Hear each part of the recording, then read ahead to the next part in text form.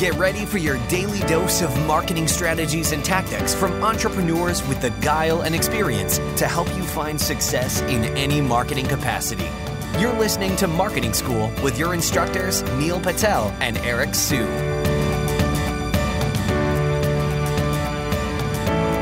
Welcome to another episode of Marketing School. I'm your host, Eric Su. And I'm Neil Patel. And today we're going to be talking about how you can generate more blog post topics. Sure. So the quickest way you can generate more ideas or topics to blog on is just use a tool called BuzzSumo. We've mentioned it many times. You go there, you type in keywords within your industry, and it'll tell you all the popular stuff. Now, once they give you a list, you don't want to just go and copy that exact blog post, the headline, and write something similar. You want to write something that's better. It goes back to a tactic that Brian Dean calls the skyscraper technique. And what he discusses, if someone wrote an article that's really popular in your industry, such as 10 ways to get your dog to lose weight, he would create an article that's like on 101 creative ways to get your dog to lose weight, right? And I know that's a weird topic, but that's all that came to mind. When you create something like that, it's so much more thorough and detailed that not only will it do well, but other people will be less likely to copy you because they're like, wow, 101 ways? I don't want to create a blog post related to this. It would be too much work to create something that's on 200 ways, right? But that tactic works extremely well, and you can use BuzzSumo to just tell you what's hot and what's not within your industry, and it just breaks it down purely based on social shares, Twitter, LinkedIn, Facebook, etc. And you can select which social sites matter to you, because if you know your audience mainly is on Facebook, then you can just look at the Facebook count and be like, all right, which headlines and blog post topic ideas did the best on Facebook? Yeah, and what I really like to do, I mean, let's just say, let's go on the 101 ideas or whatever that Neil was just talking about. In that post itself, because it's 101, it can't go in depth on every single point. So what I like to do is I like to look at posts that are, fairly new. Let's say somebody's talking about a brand new topic around Facebook Live or, some brand new platform or whatever. Or let's just talk about Instagram stories. And, there's all these subheaders out there. What I like to do is I like to take these subheaders and create brand new topics from them. I like to go in depth, right? Because, we talk about having to, the benefit of writing long form content and what it can do for, your brand and, your search traffic overall. So I like to, come up with topics there. If you look at Neil's post over there, of the 101, maybe there's 20 in there that I really like. Well, boom, there's 20 topic ideas right there to go off of and build off of. The other thing that you need to do when you're trying to come up with these ideas is look for what's hot. See, the problem with blogging right now is it's been around for so long. There's content almost everything out there under the sun. So you don't want to just write content that is just copying someone else.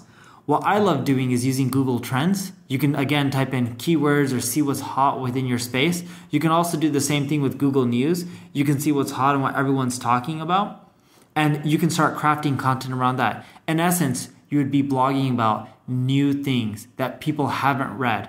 You're not regurgitating old information. And that's the key, because if you write content, it's not just about cranking out blog posts so you can hit a number like, oh, I want to publish 2 blog posts this week. It's about writing content that educates, provides value, helps people, and is popular. So then that way you're attracting more people back to your site and you can convert them into visitors or sales. What I really like doing is making use of the search feature on your website. And keep in mind, you can also hook in the search feature on your website with Google Analytics.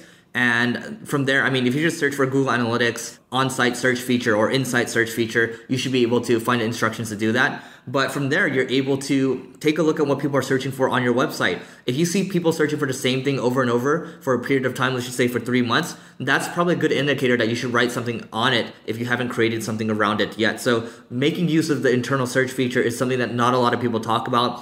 It's not sexy, but hey, it's another way for you to find out what the true demand is. And also using tools like Hotjar to survey people, and also running periodic surveys using SurveyMonkey as well can help you get there. And just think about it. I mean, you have an audience already. People are reading your stuff, and they're giving you the feedback. Why not use that feedback to really harness the power of your audience? If you don't have an audience that you can survey, but you have competitors who've been out there for a while, go to neilpatel.com. In the footer, click on Tools, type in your competitors' URLs.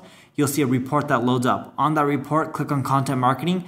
It breaks down the most popular topics, blog topics that your competition has written on. And you can do this for all your competitors. The beautiful part about this is not only is it free, but you now know what's hot in your industry and what's not. Again, you shouldn't be doing this just to copy your competition, but you should be doing this as a rule of thumb to see what you should be blogging on. And my favorite aspect about the tool is I actually love sorting it by the content that's the least popular. And I look for trends with all my competition and I see, all right, what is the least popular post that all of my competition have written on? And then I make notes on that. So then when I'm coming up with my own blog post ideas, I make sure that I avoid anything that's related to all the failures that my competition has written on. So that way I'm not wasting time writing blog posts that'll be duds. I really like setting up alerts, so you can use Google Alerts. BuzzSumo has an alerting feature too, showing when let's just say a competitor or a site that I really like has new articles coming out. So for example, I have an alert for a copy blogger or for Marketing Line. For Marketing Line, I see 13 new articles that pop up generally a day, so they're writing a lot. Copy blogger might have 1 or 2 new articles a day. I like following Convince and Convert as well. That's a content marketing blog, but it's going to show you kind of what they're talking about, what the trends are over time, and from there, like Neil mentioned, you don't need to exactly copy what's going on, but you should be looking at what elements that really resonate with you. What do you think will resonate with your audience? And by doing that, you're kind of blending things together. You're not exactly copying. People think taking elements from different areas is copying. If you look at all the things around you, at the end of the day, everything is being copied, right? So you don't need to think of it that way. That kind of, prevents you from actually getting things done. That has been a blocker for me in the past, but that's for another subject.